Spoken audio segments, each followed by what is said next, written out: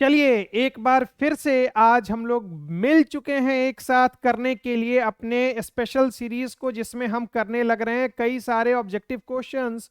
तो पिछली वीडियो में हम लोगों ने रेशियो एनालिसिस के 33 या 34 क्वेश्चंस हम लोगों ने किए थे। उसके आगे आज करके आज इस चैप्टर के सारे एमसीक्यूज हम लोग खत्म करते हैं। बच्चों ये सारे के सारे बिहार बोर्ड के सभी बच्चे ये सारे ऑब्जेक्टिव करके जाएंगे। वेरी वेरी इंपॉर्टेंट है एग्जामिनेशन पॉइंट ऑफ व्यू से।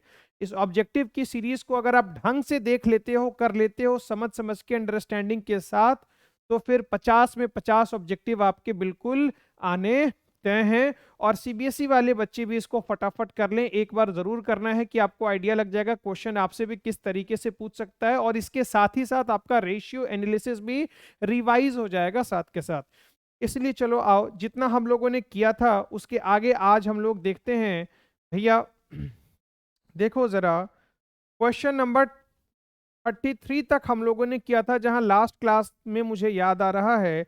आइए जरा क्वेश्चन नंबर 34 से सिलसिला शुरू करते हैं। Ratio based on figures of profit and loss as well as balance sheet are. ओ हो, क्या बोलता है कि वैसा कौन सा रेशियो है जिसमें प्रॉफिट और लॉस अकाउंट के भी डाटा का यूज किया जाए और साथ के साथ बैलेंस शीट के भी डाटा का यूज किया जाए। Profitability ratio. भैया प्रॉफिटेबिलिटी रेशियो में बच्चों जितने सारे रेशियोज थे, ग्रॉस प्रॉफिट रेशियो, ठीक है, gross profit upon net sales into 100। तो भैया डाटा तो प्रॉफिट और लॉस अकाउंट का ही यूज हुआ ना। ग्रॉस प्रॉफिट किस में आता है? ग्रॉस प्रॉफिट भैया हम लोग प्रॉफिट एंड लॉस अकाउंट का ही हिस्सा है, प्रॉफिट एंड लॉस अकाउंट की क्रेडिट साइड में। अच्छा, और सेल्स किधर आता है? वो भी उसी का हिस्सा है। याद है स्टेटमेंट ऑफ प्रॉफिट और लॉस अकाउंट हम लोग बनाते थे, तो ये तो हो नहीं सकता। ऑपरेटिंग रेशियो, इसी को ऑपरेटिंग कॉस्ट रेशियो भी कहते हैं। Operating cost upon total sales into 100, यहां भी profit and loss, balance sheet का यूज नहीं हुआ। लिक्विडिटी रेशियो, तो लिक्विडिटी रेशियो क्या होता है? Current assets upon current liability, तो यहाँ दोनों का दोनों बैलेंस शीट का यूज हो गया। तो यहाँ हमको ये समझ में आ गया बच्चों कि यहाँ पर कोई भी ऐसा नहीं है जिसका इस्तेमाल किया जा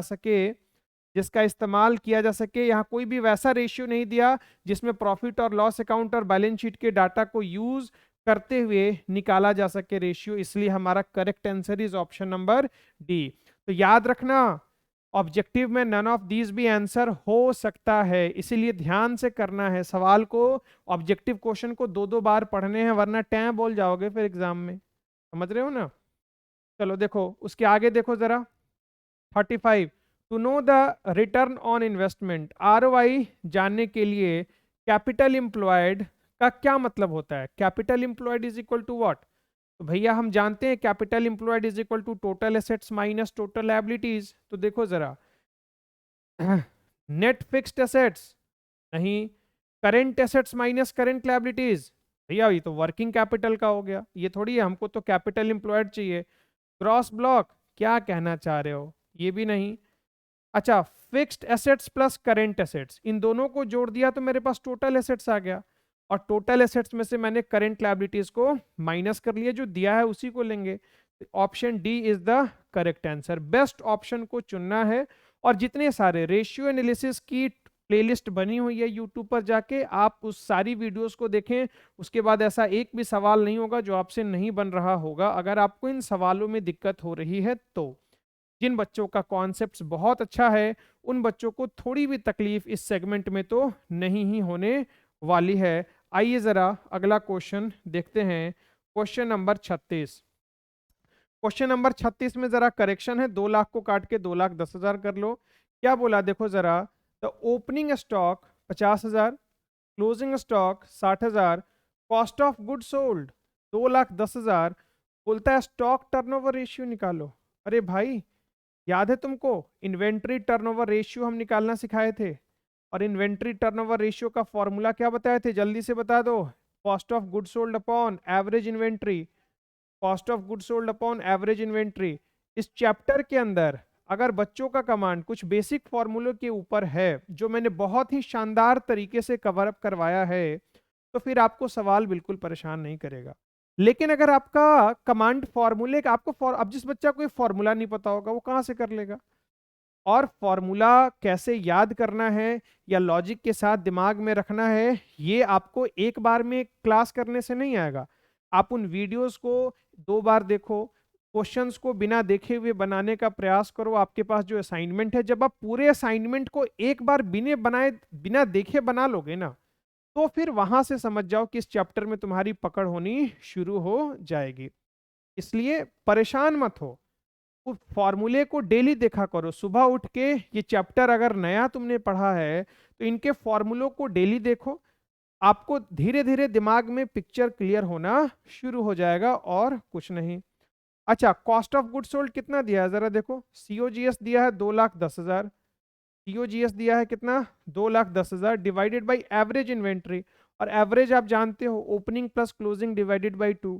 तो ओपनिंग है 50,000, क्लोजिंग है 60,000। 60 और 50 1,10,000 डिवाइडेड बाई 2। एक 10 को 2 से भाग देंगे तो 55,000। तो एवरेज इन्वेंट्री कितना है हमारा? 55,000। इसको अगर भाग देंगे तो 4 टाइम्स। तो हमारा option C is the correct answer, 4 times. तो सब्जेक्टिव क्वेश्चन को इसी को अगर करना होता तो लिख के प्रॉपर प्रेजेंटेशन के साथ करते। ऑब्जेक्टिव क्वेश्चन है तो डायरेक्ट कर दिया। ठीक है, ऑब्जेक्टिव क्वेश्चन में आपको लिख लिख के करने की जरूरत नहीं है। We have to save time, हमारे पास लिमिटेड टाइम होगा। ठीक है, लेकिन हम लोग पूरी बारीकी और सावधानी के साथ करेंगे। अगर आपको बिना लिखे दिक्कत होती है करने में तो फास्ट फॉर्मूला मत लिखो यहाँ। लेकिन अगर यही 2 नंबर में सब्जेक्टिव में पूछ लेगा तो प्रेजेंटेशन देनी होगी, जैसे क्लासरूम के अंदर मैंने बताया है। अकाउंट्स में नंबर आपको प्रेजेंटेशन के मिलते हैं। नॉलेज सारे बच्चों के पास होता है, लेकिन हर बच्चा 90 क्रॉस नहीं कर पाता। क्यों? आप जिस भी कोचिंग में पढ़ते होगे उस कोचिंग का हर बच्चा 90 प्लस नहीं ला पाता। क्यों? क्या उसके नॉलेज में प्रॉब्लम है? बिल्कुल भी नहीं। क्या उसके अप्रोच में प्रॉब्लम है? बिल्कुल यस, उसके अप्रोच में प्रॉब्लम है। उसको नॉलेज तो है लेकिन अप्रोच उसका सही नहीं रहा। Question number 37, what does creditor turnover what does creditor turnover ratio takes into account? भैया क्रेडिटर टर्नओवर रेशियो क्या बताता है जरा देखो तो जरा। Total credit purchase, what does creditor turnover ratio takes? Creditor turnover ratio के लिए हम किसको कंसीडर करते हैं? किसको कंसीडर करते हैं? Total credit purchase, total credit sales, total cash sale. Cash की तो भैया बात होती ही नहीं है, कैश की तो बात होती ही नहीं है। अब सेल की बात कहाँ करते थे? डेटर्स टर्नओवर रेशियो में। क्रेडिटर टर्नओवर रेशियो में किसकी बात होती है? क्रेडिट परचेज की। इसीलिए बच्चों 37 का A is the correct answer. इसकी बात कहाँ होती है? टोटल क्रेडिट सेल्स की डेटर्स टर्नओवर रेशियो। याद है? चलो आओ, option A is the correct answer. 38, cost of good sold. ओए ओए ओए ओए ओए ओए, क्या भाई साहब लजवाने वाला सवाल पूछ रहे हैं। सीओजीएस बराबर क्या होता है? Sales minus net profit. ओ भाई साहब, नेट प्रॉफिट नहीं होता, ग्रॉस प्रॉफिट होता है। Sales minus gross profit. जी जनाब जी। तो 38 का हमारा option B is the correct answer. 39 देखो जरा, which of the following is not, इनमें से कौन सा नॉट, सावधान, जहां जहां नॉट लगा हो ना, मैं बोलता हूं कि वहां आप थोड़ी देर के लिए क्या हो जाओ, सावधान हो जाओ। गलती होने की संभावना बनती है। सांस ले लो रामदेव बाबा की तरह, तब सवाल को दोबारा पढ़ो और फिर करो। इनमें से कौन सा ऑपरेटिंग एक्सपेंस नहीं है? अच्छा, ऑपरेटिंग का मतलब बिजनेस से संबंधित खर्चे, नॉन ऑपरेटिंग का मतलब वो खर्चे जो बिजनेस से संबंधित हमारे नहीं है लेकिन वो खर्चे हो गए बिजनेस में। तो एडवर्टीजमेंट बिजनेस से संबंधित खर्चा है तो ऑपरेटिंग है। सैलरी बिल्कुल बिजनेस से संबंधित खर्चा, एम्प्लॉय को देना पड़ता है। डिस्ट्रीब्यूशन एक्सपेंस बिल्कुल सही बात है, याद है selling and distribution expense operating cost का हिस्सा होता था। Loss on sale of car, या हा loss on sale of fixed assets हो गया। देखो जरा, loss on sale of assets ये हमारा क्या हो गया? Non operating activities. तो हमसे वही तो पूछा है, नॉट कौन सा ऑपरेटिंग नहीं है, तो B is the correct answer. The term fixed assets include, भैया फिक्स्ड एसेट्स किसको शामिल करता है? फिक्स्ड एसेट्स पूछा है भाई, हेलो, फिक्स्ड एसेट्स पूछा है। अच्छा, कैश ये तो करेंट एसेट्स है, डेटर करेंट एसेट्स है, prepaid expense correct current assets है, मशीनरी ये फिक्स्ड एसेट्स है भाई हमारा। कौन सा एसेट्स है? फिक्स्ड एसेट्स है। तो सवाल बहुत सिंपल आते हैं अगर आपका कंसेप्ट क्लियर है। बिल्कुल इजी सवाल, जो बच्चा नहीं भी पढ़ा है ना अच्छे ढंग से पूरे साल में, मैं फिर से कह रहा हूं कि वो बच्चा अगर शिद्दत के साथ 1 महीना मेहनत कर देगा तो उस बच्चे के नंबर अच्छे आने से कोई नहीं रोक सकता है। तो जितने सारे क्वेश्चंस आपके असाइनमेंट में हैं जो आपके पास प्रिंट आउट फॉर्मेट में बहुत जल्द पहुंच जाएगा, ठीक है। अगर जिन जिन बच्चों के पास, जो बच्चे वीडियो बाद में देख रहे हैं, आपके पास अगर प्रिंट आउट नहीं है तो आप हमसे कांटेक्ट करें। बिना प्रिंट आउट के करने में मजा नहीं आएगा। जब ये चीज आपके पास होगी, मेरे साथ आप भी टिक करोगे, मेरे साथ आप भी कुछ चीजों को लिखोगे, समझोगे, तो उसकी बात अलग होती है बच्चों। आओ जरा आओ अगले सवाल पर चलते हैं। Question number 41, the formula of finding date equity ratio. अच्छा, डेट इक्विटी रेशियो का फॉर्मूला क्या बोलता है भाई? तो डेट अपॉन इक्विटी हमने पढ़ा था, डेट अपॉन इक्विटी। तो देखो जरा, डेट अपॉन इक्विटी कौन सा डेट हम लेते हैं? Long term date. तो चेक करो जरा किसके डिनोमिनेटर में इक्विटी लिखा है। तो भैया net profit upon total capital, ये तो बिल्कुल गलत है। नन ऑफ दीज, देखते हैं अगर कोई नहीं दिया होगा तो वो होगा। अच्छा, long term debt upon share holders fund, और इधर दिया है देखो long term debt upon share holders fund, और इधर दिया डिबेंचर। भैया डिबेंचर लिखने की वजह से ये वाला गलत हो गया। तो भैया शेयर होल्डर फंड हमारा सही है। 41 का A is the correct answer, long term debt upon shareholder fund. ठीक है बच्चों, आओ जरा देखो 42, the dash ratio are primarily measure of.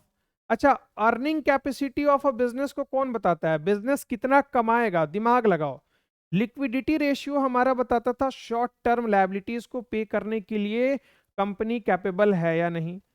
Solvency ratio बताता था लॉन्ग टर्म लायबिलिटीज को पे करने के लिए कैपेबिलिटी है या नहीं। एक्टिविटी रेशियो ये बताता था कि बिजनेस में जो हमारे पास एसेट्स मौजूद हैं उनका हेल्प लेके हम कितनी एफिशिएंटली सेल्स को जनरेट कर रहे हैं। तो भैया प्रॉफिट रेशियो ये बताता है कि हम कितना सेल्स के मुकाबले हम कितना प्रॉफिट अर्न कर रहे हैं। तो मुझे ऐसा लगता है कि शायद अब मुझे बताने की ज़रूरत नहीं है कि इसमें से कौन सा रेशियो सही होगा। बिल्कुल सही बात है, profitability is the correct answer. Liquidity क्या बताता है भैया? शॉर्ट टर्म लायबिलिटीज को पे करने की कैपेसिटी, ठीक है। डेट तो कर्जा हो गया। एक्टिविटी क्या बताता है? आप एसेट्स का इस्तेमाल सेल्स जनरेशन में कितनी इफिशिएंटली किया है। तो profitability is the correct answer. The formula of calculating ascertaining का मतलब क्या होता है? कैलकुलेटिंग, लो लिख लो जरा उसके ऊपर। The formula of calculating total assets to debt ratio. ओहे ओहे ओहे, total assets to debt ratio, तो टोटल एसेट्स अपॉन डेट, और डेट में कौन सा debt? Long term debt. Total assets upon long term loans, हाँ लोन्स को ही क्या कहा जाता है? डेट कहा जाता है। ये हो सकता है। टेंजेबल एसेट नहीं भाई, टोटल लेते हैं। Total asset upon total liability नहीं, टोटल नहीं, सिर्फ लॉन्ग टर्म लेते हैं। अच्छा, करेंट एसेट्स नहीं। तो 43 का ए, 43 का A option is a correct answer. बच्चों देखो जरा 44 नंबर सवाल, क्वेश्चन नंबर 44। बिल्कुल मजे से सवाल फटाफट करते चलेंगे, अपन लोगों को कोई टेंशन लेने की जरूरत है ही नहीं। सारे सवाल हमारे ढंग से हमसे बनने लग रहे हैं। Question number 44, current liability does not, आहा फिर से नॉट लगा के, किसको शामिल नहीं करता? Creditor current liability, bills payable current liability, outstanding expense current liability, debenture भैया लॉन्ग टर्म लायबिलिटी है, ये करेंट लायबिलिटी नहीं है, नॉन करेंट लायबिलिटी का हिस्सा है। Current liabilities are to be payable. अच्छा, करेंट लायबिलिटीज कितने समय के अंदर दे देना होता है? ओ भाई साहब, ओ क्या मजाक है ये, क्या मजाक है भाई, नहीं बनेगा क्या? 12 महीने, 46। नालायक बन रहे हैं इसलिए क्योंकि कॉन्सेप्ट्स अच्छे हैं, और कॉन्सेप्ट अच्छे हैं तो 90 प्लस आना तय है, कोई नहीं रोक सकता। विच of the following transaction will improve the, आहा इनमें से ऐसा क्वेश्चन तो बच्चा को बहुत रुलाएगा जिसका कंसेप्ट अच्छा नहीं है। लिखो तो जरा वीवीआई, वेरी वेरी इंपॉर्टेंट। कुछ ही ऑब्जेक्टिव तो ऐसा होता है जो तुमको रुला देगा। तो इससे रिलेटेड मैंने अपने क्लासरूम के अंदर एक प्रैक्टिकल क्वेश्चन करवाया था, जिसमें कैसे आपको पता लगाना है वो मैंने आपको बताया था। ठीक है, वो चीजों को मैंने लिखवाया भी था। तो पूछता क्या है, इनमें से कौन सा ट्रांजैक्शन करंट रेशियो को क्या करेगा, इंप्रूव करेगा। इंप्रूव का मतलब कौन सा रेशियो कौन सा ट्रांजैक्शन करंट रेशियो को बढ़ाएगा। तो अब सोचने वाली बात है बच्चों कि करंट रेशियो का फॉर्मूला होता है current assets upon current liability. अब करंट रेशियो कब बढ़ेगा, सीधी सी बात है। एक बात बताओ, सुनो, देखो जरा, मैं कहूं 6/2 और मैं कहता हूं इधर देखो 6/4, मैं कहता हूं, ध्यान से समझना जरा, 6/4, और मैंने क्या किया, फिर मैंने घटा दिया, मैंने कहा 4/2। ये दो तरह की इक्वेशंस हमारे सामने है। मैंने क्या किया बच्चों, न्यूमरेटर को भी घटाया, 6 से घटा के कितना किया, 4, और डिनोमिनेटर को भी 4 से घटा के कितना किया, 2।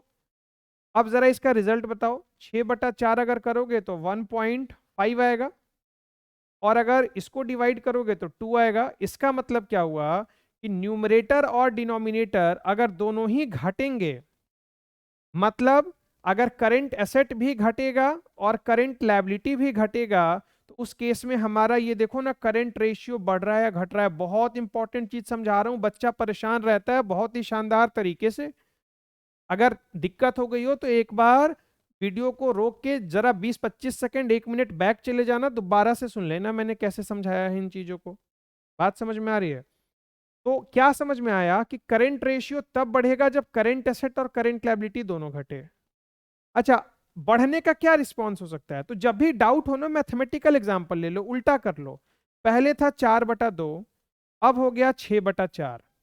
इसका मतलब अगर करंट एसेट और करंट लायबिलिटी दोनों ही बढ़ेगा तो रेशियो देखो ना, 2 से घट के क्या हो गया, 1.5 हो गया। तो हमसे पूछा है कि इंप्रूव कब होगा, हो सकता है सवाल में आपसे डिक्रीज भी पूछ दे, तो इसलिए लॉजिक के साथ समझना जरूरी है। तो करंट रेशियो डिक्रीज कब होगा, जब जब दोनों के दोनों क्या हो जाएं, दोनों के दोनों बढ़ जाएं। जब करंट एसेट और करंट लायबिलिटी दोनों बढ़ेंगे तो रेशियो डिक्रीज होगा, और जब दोनों घटेंगे तो रेशियो इंप्रूव होगा। अब आओ जरा देखते हैं इन ट्रांजैक्शन के हिसाब से। पहला transaction, purchase of goods for cash. आहा हा, आपने नगद देके सामान खरीदा, तो नगद देके सामान खरीदा तो कैश जो है वो कम हो गया, और कैश क्या है, करंट एसेट है, करंट एसेट कम हो गया। लेकिन साथ के साथ स्टॉक, स्टॉक भी करंट एसेट है, स्टॉक बढ़ गया। अब वही बात हो गई, मेरे पास 6 पहले से था, इसमें 4 जोड़ा और 4 घटा लिया, तो भैया ये रहा तो 6 ही, कोई फर्क थोड़ी पड़ा। तो इसका ट्रांजैक्शन के ऊपर कोई इफेक्ट नहीं होगा, मतलब ये तो भैया गलत हो गया। कैश रिसीव्ड फ्रॉम कस्टमर, एक डेटर था जिससे आपने कैश ले लिया, नगद आपके पास आ गया, तो उसके खाते को कम करोगे नहीं, डेटर्स को कम करोगे नहीं। तो कैश आपके पास आया आया, कैश बढ़ा, और डेटर्स जो है वो क्या हो गया, कम हो गया। और मजे की बात क्या है कि ये दोनों ही क्या है, करंट एसेट्स है, मतलब एक बार वही बढ़ा और दोबारा घट गया, इसका भी कोई भी इफेक्ट होने वाला नहीं है। अच्छा, 3 नंबर जरा देखते हैं, क्रेडिट परचेज ऑफ गुड्स। आपने माल उधार खरीदा, तो नगद आपसे थोड़ी गया, आपने माल उधार खरीदा तो आपके पास क्या बढ़ा, स्टॉक बढ़ा, और स्टॉक के साथ साथ लायबिलिटी भी बढ़ी, लायबिलिटी साइड बढ़ी, मतलब क्रेडिटर बढ़ा, आपको पैसे देने हैं, तो दोनों ही बढ़ा, करंट एसेट भी बढ़ा और करंट लायबिलिटी भी बढ़ा। लेकिन आपका कंसेप्ट क्लियर है, आप इधर देखो, जब दोनों ही बढ़ रहे हैं, जब दोनों ही बढ़ रहे हैं तो क्या हो रहा है, रेशियो इंप्रूव हो रहा है या डिक्रीज हो रहा है। तो बच्चों का जवाब आया, सर सही समझाते हो, मजा आ गया सर, इतना मुश्किल सवाल आसानी से समझा दिया। दोनों ही बढ़ रहे हैं, 4/2 6/4 दोनों ही बढ़ गए, रेशियो डिक्रीज कर गया, और हमसे इंप्रूव पूछा है। अगर डिक्रीज पूछता तो ये ऑप्शन सही हो जाता, इसलिए D option is a wrong answer. इसका इफेक्ट जरा देखो, पेमेंट ऑफ क्रेडिटर, आपने क्रेडिटर को पैसा दे दिया तो आपकी लायबिलिटी कम हो गई और आपके पास से नगद भी कम हो गया, कैश करंट एसेट्स कम हो गया, क्रेडिटर करेंट लायबिलिटी कम हो गया, दोनों ही कम हो गए। और एग्जाम्पल समझाया था कि जब दोनों ही कम हो जाएंगे तो रेशियो 1.5 से बढ़ के क्या हो गया था, 2 हो गया था।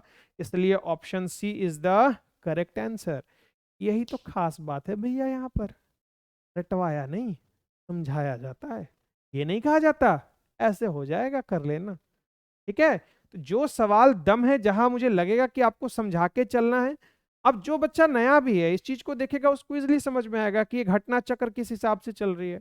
और अगर यहाँ इंप्रूव की बजाय रिड्यूस लिख देता तो ऑप्शन डी हमारा क्या होता मेरे लाल, ओए सही हो जाता। समझ आ गया तो जल्दी से चैनल को सब्सक्राइब कर दो यार, अपने दोस्तों से शेयर करो और फटाफट कमेंट करके बताओ कैसा लगा तुम्हें, कुछ तुमने सीखा यार तो हमारा हौसला अफजाई करो। तुम ही हो हमारे साथ, हमारी ताकत तुम ही हो यार। चलो आओ जरा, तो फटाफट मैं इसको साफ कर देता हूं कि अगले क्वेश्चन में मैसअप नहीं हो।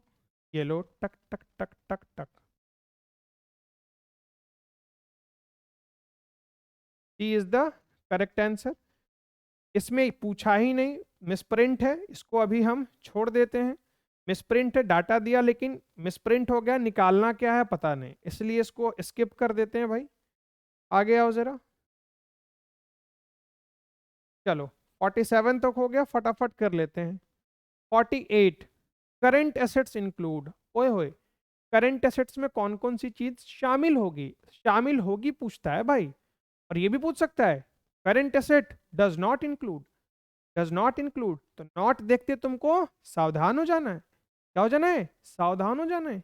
आओ जरा देखो, current assets long term investment चल झुट्टे, फर्नीचर चल झुट्टे, पेटेंट चल झुट्टे, शॉर्ट टर्म इन्वेस्टमेंट बिल्कुल सही जवाब 48 का B. Profitability ratio is generally shown in, अच्छा प्रॉफिटेबिलिटी रेशियो आमतौर पर दिखाया जाता है कैसे, परसेंटेज में दिखाया जाता है, इसमें कौन सी बात है भाई। और अगर मैं एक्टिविटी रेशियो की बात करूं तो एक्टिविटी रेशियो टाइम्स में दिखाया जाता है, प्रॉफिटेबिलिटी रेशियो परसेंटेज में दिखाया जाता है।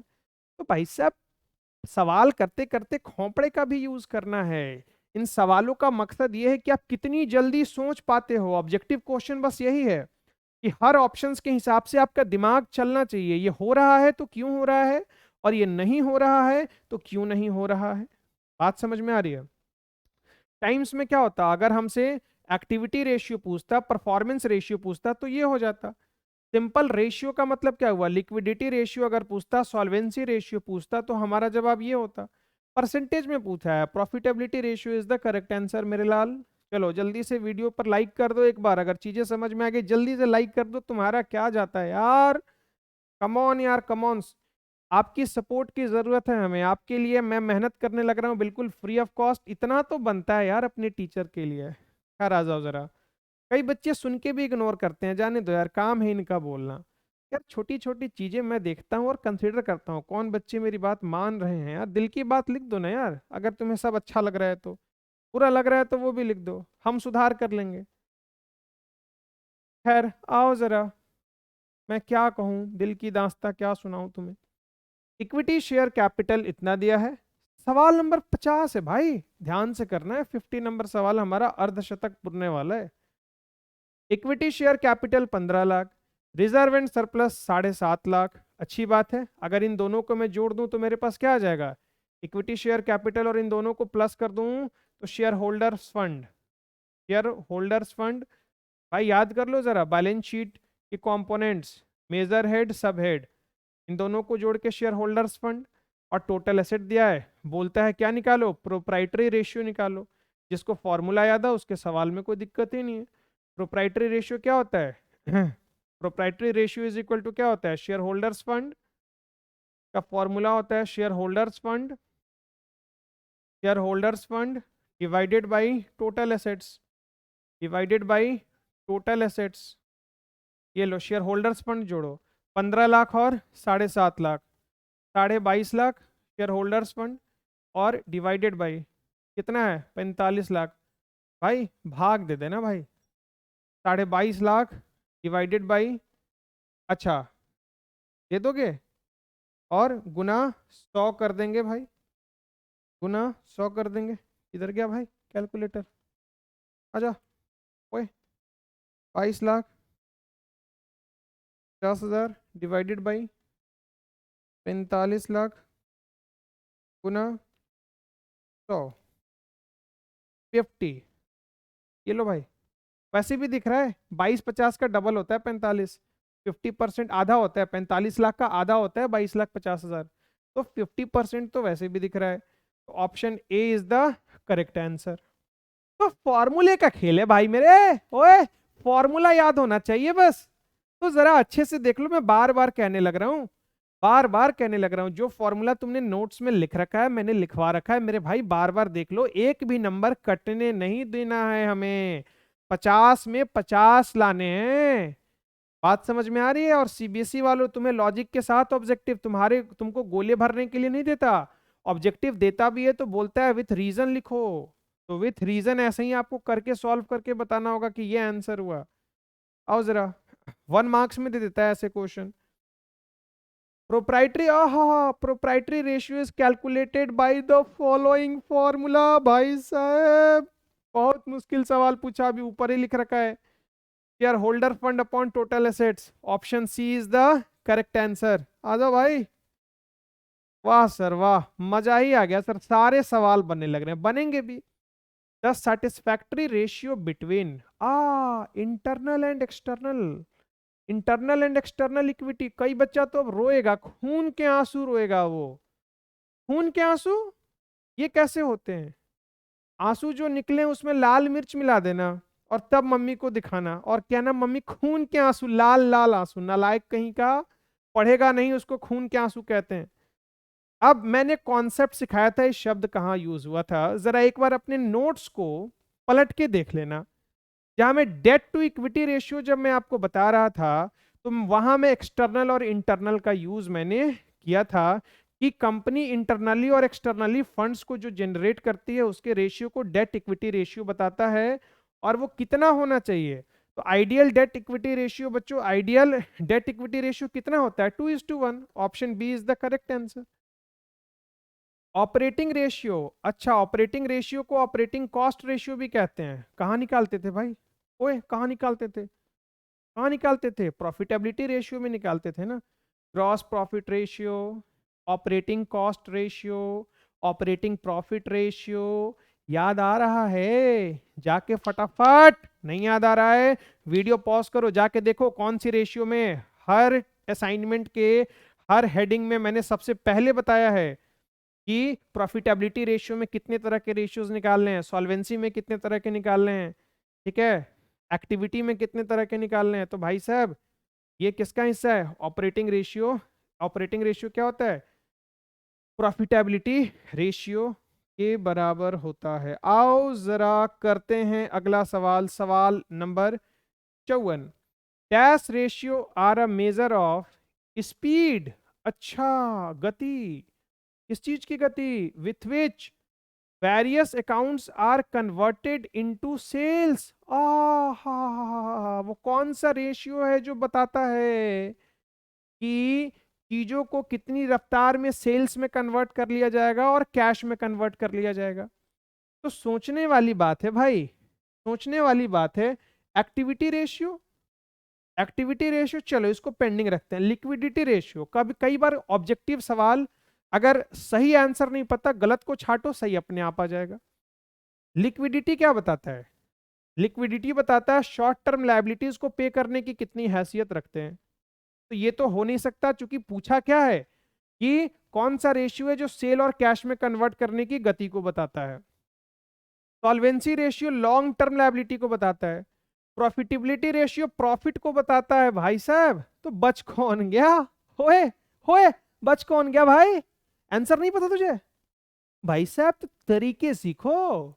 अगर कोई क्वेश्चन नहीं आता है ना, जो आता है उसको देख के गलती निकाल लो, सही अपने आप बच जाएगा भाई साहब। तो क्या ऑप्शन होगा? Option A is the correct answer. ठोको ताली, ठोको ताली। खैर आ जाओ, नालायक, सवाल को समझना है। देखो, stock turnover ratio comes under, ओहो, इन्वेंट्री टर्नओवर रेशियो की बात कर रहा है भाई। इन्वेंट्री टर्नओवर रेशियो की बात कर रहा है। किसमें पढ़ा था हमने? कहने की बात है क्या, एक्टिविटी रेशियो के अंतर्गत पढ़ा था नहीं पढ़ा था। जल्दी से अगला सवाल, फटाफट देखो भाई, जल्दी से अगला सवाल। अगर सेल्स कितना है 4,20,000 और सेल्स रिटर्न कितना है 20,000, तो भैया नेट सेल्स कितना आ गया, तो सेल्स माइनस सेल्स रिटर्न मतलब 4 लाख रुपया जो है वो नेट सेल्स है। कॉस्ट ऑफ गुड सोल्ड है 3,20,000, तो बोलता है ग्रॉस प्रॉफिट रेशियो निकालो। तो भैया हमको पता है gross profit ratio is equal to क्या होता है, gross profit upon sales into 100। इसका मतलब मुझे ग्रॉस प्रॉफिट चाहिए, और ग्रॉस प्रॉफिट कैसे निकलता है, जब मैं सेल्स में से क्या माइनस करूं, सेल्स में से cost of good sold minus करूं। फॉर्मूला याद है ना, सीओजीएस बराबर क्या होता है, सेल्स माइनस ग्रॉस प्रॉफिट। तो यहां से क्या ग्रॉस प्रॉफिट नहीं निकलेगा, जीपी को इधर भेजो तो प्लस हो गया, और सीओजीएस को उधर भेजा तो माइनस हो गया। सेल्स कितना है 4 lakh, cost of good sold कितना है 3,20,000, तो मेरे पास कितना आया, मेरे पास आया 80,000। 80,000 हमारा क्या बचा, ग्रॉस प्रॉफिट। फॉर्मूले में रख दो, ये ग्रॉस प्रॉफिट है कितना 80,000 डिवाइडेड बाई सेल्स, सेल्स कितना है 4 लाख इंटू 100। 2 जीरो से 2 जीरो कटा, 3 जीरो से 3 जीरो कटा, 40 दूना 20%। Option A is the correct answer. तो भैया कॉन्सेप्ट का खेल है, छोटे छोटे सवाल आते हैं, कंसेप्चुअल आते हैं, बेसिक्स मजबूत है, सब मजबूत है, रोने की जरूरत नहीं पड़ने वाली है। ठोको ताली, आओ जरा गाना गाते रहना है, भूले तो नहीं हो, आएगा आएगा 90% आएगा, मेहनतवा करोगे तो आएगा, नहीं तो दूसरा बगल में बैठा ले जाएगा। वाह, ये तो गाना और रैप बन गया भाई साहब। ये लो 57, which one of the following ratio is most important. आहा, क्या बोला मोस्ट इंपॉर्टेंट, क्या निकालने में, determining long term solvency of a company. Long term solvency को निकालने के लिए इनमें से कौन सा रेशियो कैलकुलेट किया जाएगा। तो भैया प्रॉफिटेबिलिटी तो प्रॉफिट के लिए किया जाता है, होगा नहीं। स्टॉक टर्नओवर, एसेट्स का इस्तेमाल सेल्स में कितना किया। करेंट रेशियो तो भैया शॉर्ट टर्म के लिए किया जाता है। तो बचा कौन, पनौती कौन बच गया, पनौती कौन बच गया, B is the correct answer, नालायक कहीं का।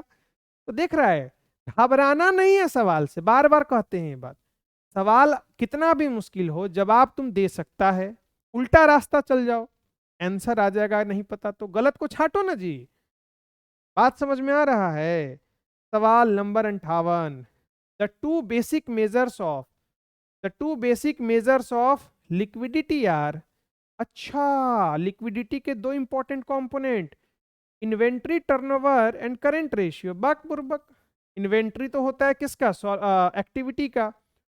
करंट रेशियो और लिक्विड रेशियो, हाँ जी, लिक्विडिटी रेशियो निकालते वक्त ही तो पढ़ा था, आया याद। बी हमको तो लगता है सही होगा। Current ratio average collection period, बुर्बक होगा। Current ratio debtor turnover ratio, ये भी बुर्बक होगा। B is the correct answer, 58 का बी। 59, टू टेस्ट, क्या टेस्ट करना है, लिक्विडिटी को टेस्ट करना है। भैया टेस्ट करना है किसको, लिक्विडिटी को। विच of the following ratio is useful, liquidity निकालना है। कैपिटल टर्नओवर नहीं होगा, स्टॉक टर्नओवर नहीं होगा। लिक्विडिटी में दो तरह की चीजें आती हैं, करेंट और क्विक, और क्विक का ही दूसरा नाम क्या है, एसिड टेस्ट रेशियो। इसीलिए तोता मैना की तरह ऑल्टरनेट नेम बताते हैं। तोता, जो तोता है तोता मान ले, जो मैना है मैना मान ले, और जो गधा है वो गधा भी मान ले, जो जिसको नहीं पता वो गधा है, सिंपल बात है। एसिड टेस्ट रेशियो याद है, 3 नाम बताए थे, क्विक रेशियो, लिक्विड रेशियो, आरी एसिड टेस्ट रेशियो। नालायक कहीं का, आओ, ओए होए, आखिरी सवाल, रेशियो एनालिसिस के एमसीक्यू सीरीज का आखिरी सवाल, चैप्टर खत्म भाई साहब। मजा आ गया हो तो भाई कमेंट कर देना यार। देखो जरा, the dash of business firm is measured by, अच्छा, निकाला जाता है किससे, ability to satisfy short term obligation, अरे यार कोई मारो मुझे, मार दो मुझे। ओ भाई साहब, ऐसा कोई सवाल होता है? इतने सवाल करने के बाद इसका जवाब तुम नहीं दोगे? भाई साहब बुरी बात है। शॉर्ट टर्म, कीवर्ड्स को पकड़ना है यार, कीवर्ड्स को पकड़ना है। शॉर्ट टर्म बोला, शॉर्ट टर्म ऑब्लिगेशंस को बताओ भाई कैसे पे किया जाएगा। मुझे लगता है भाई इसका जवाब तुम्हारे पास तो 100% होना चाहिए। एक्टिविटी से, एक्टिविटी से निकलेगा क्या भाई? इससे तो मैंने बताया एसेट्स का यूज सेल्स जनरेशन में कितना होता है। लिक्विडिटी से, लिक्विडिटी शॉर्ट टर्म बताता है। डेट तो भैया कर्जा है। और प्रॉफिटेबिलिटी भैया तो प्रॉफिट बताता है। भाई साहब तुमको तो एक नजर में पता चल गया था ना कि वो मानेगी कि नहीं। अबे भाई साहब सेंटी हो जाता है तू, भाई साहब एक नजर में पता चल गया बी सही है, वो मानेगी कि नहीं? मैं मान जाऊंगा, वो नहीं मानने वाली अगर नहीं पढ़ेगा तू तो। इसीलिए पढ़ा रहा हूं मैं तुझे कि भाई अच्छे से नॉलेज ले ले, एग्जाम एग्जाम पास कर जा बढ़िया से, अच्छे नंबर ला, 90% 100% नंबर ला, टारगेट ले। इसी के साथ बच्चों हमारा रेशियो एनालिसिस का ऑब्जेक्टिव सीरीज भी खत्म हो गया। इससे बाहर आपको कुछ इधर उधर भटकने की जरूरत नहीं है। बस दिए गए कंटेंट को शानदार तरीके से करो, लॉजिक के साथ करो।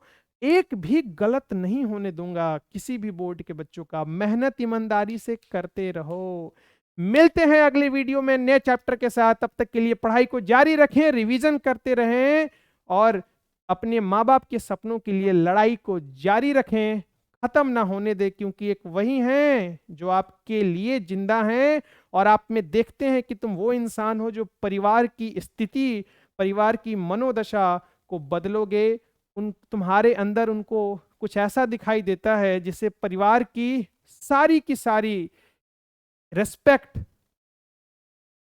मिट्टी में मिल जाएगी। नहीं, कुछ बहुत अलग होने वाला है। मेहनत करने की जरूरत है, बस जुड़े रहो और हंसते खेलते हम पढ़ते रहेंगे और यूं ही नंबर को स्कोर करते रहेंगे। जब तक अब तक बेस्ट रिजल्ट आया है, आगे भी बेस्ट रिजल्ट आएगा।